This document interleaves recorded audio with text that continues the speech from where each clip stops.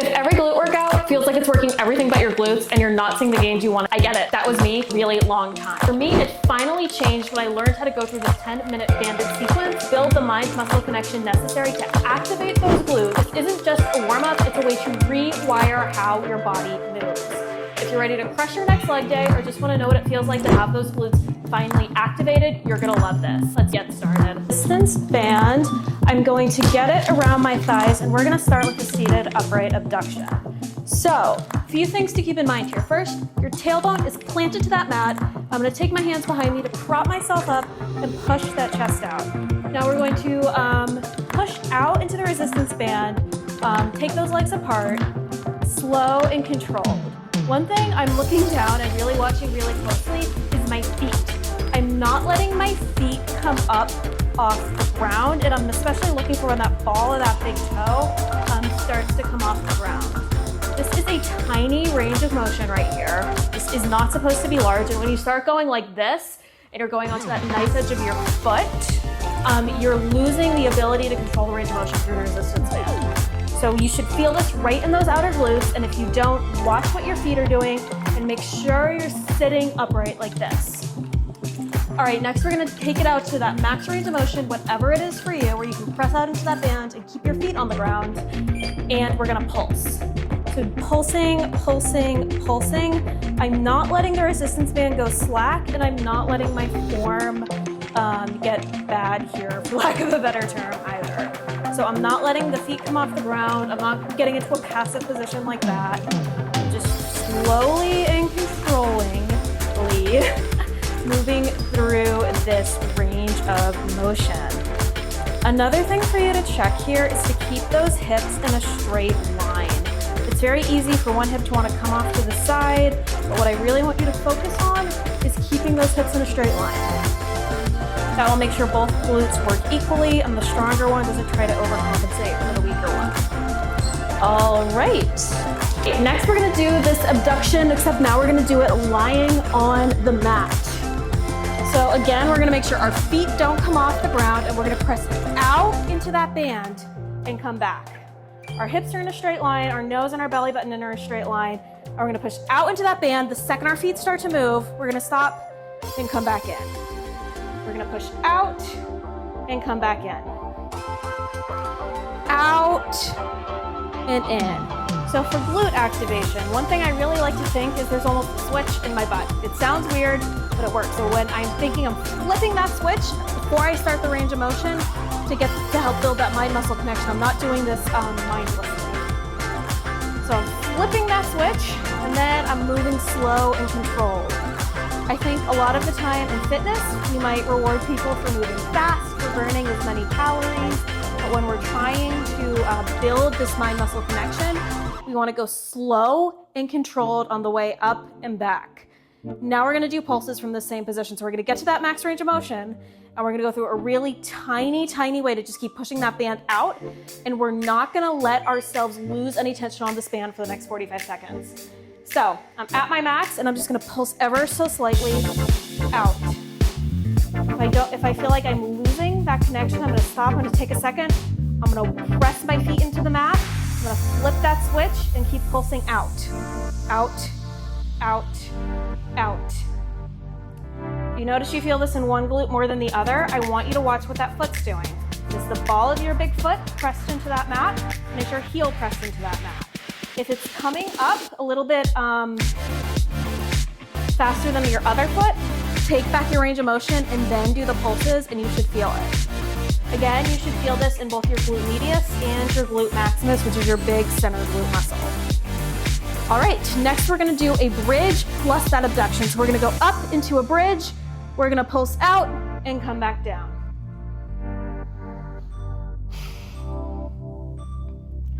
All right, press into the ball of that big toe and that heel, flip that switch. We're gonna go up, we're gonna press, and then we're gonna press out into that band. As soon as we start to feel our feet come off the mat, we're gonna stop, get back to that bridge, and come down.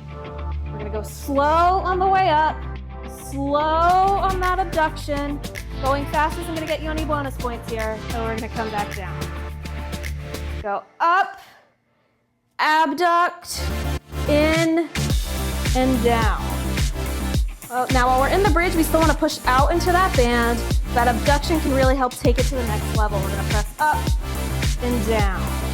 While you're doing your bridge, make sure your spine is in a neutral position. You're not arching around in your back. And again, really work on pressing and resisting the force of gravity from your feet to come back up to really activate those glutes instead of your lower back.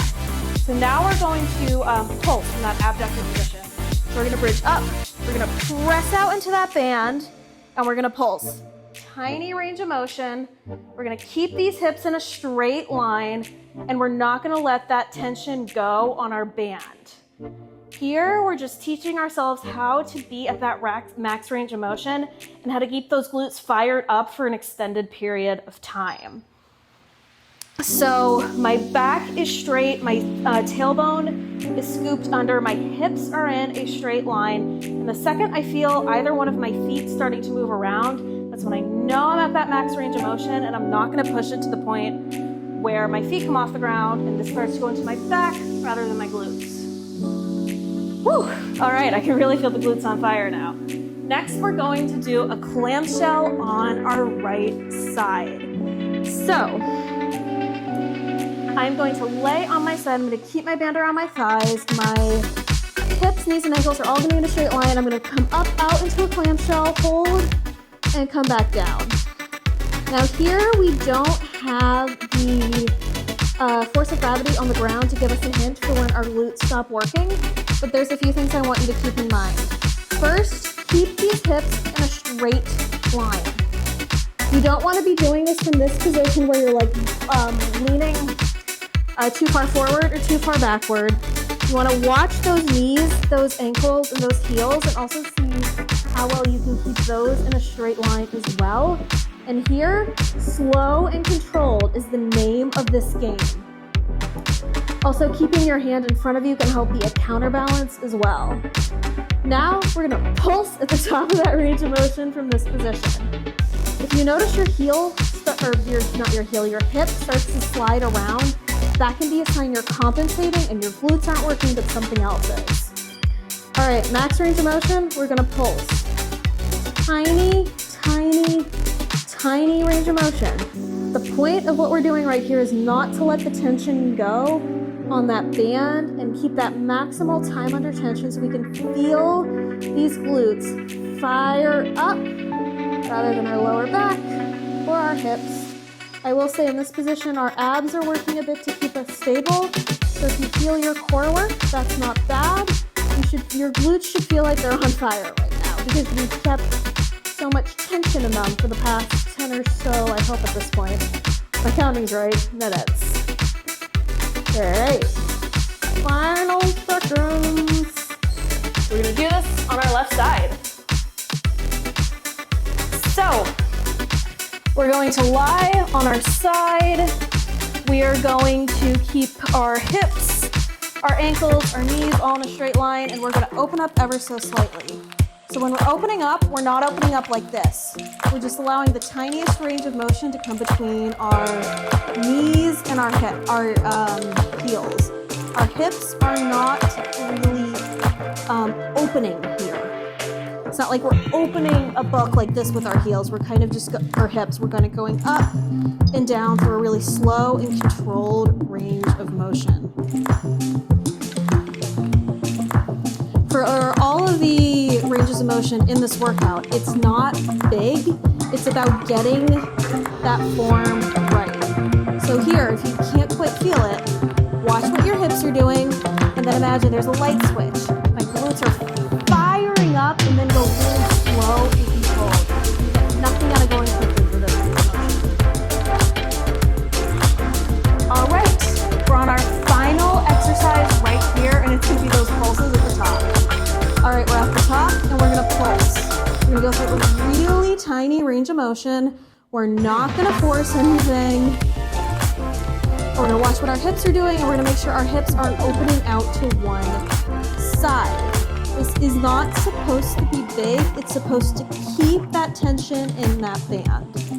Probably should have said this earlier. I'm using the lightest resistance band I have, and I would encourage you to do the same, because we're not trying to like max out on gains. We're trying to flip that switch in our glutes, and we don't need a maximum amount of weight to do that. We need to be able to safely move through the maximal range of motion, which is what the resistance band allows for.